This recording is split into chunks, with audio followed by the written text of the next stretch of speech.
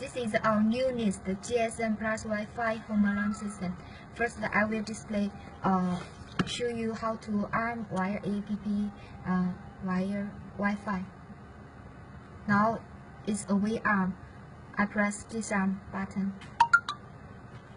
It's very quick. Then I will show you how to mount alarm sensors.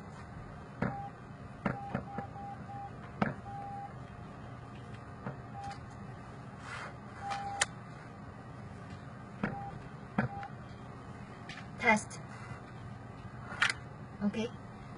Then I change the zone name of this door sensor.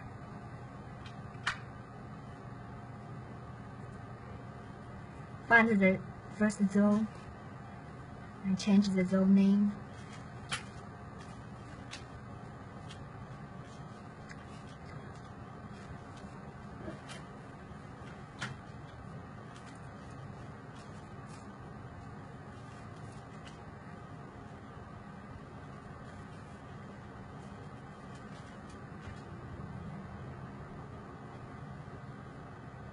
Okay, key.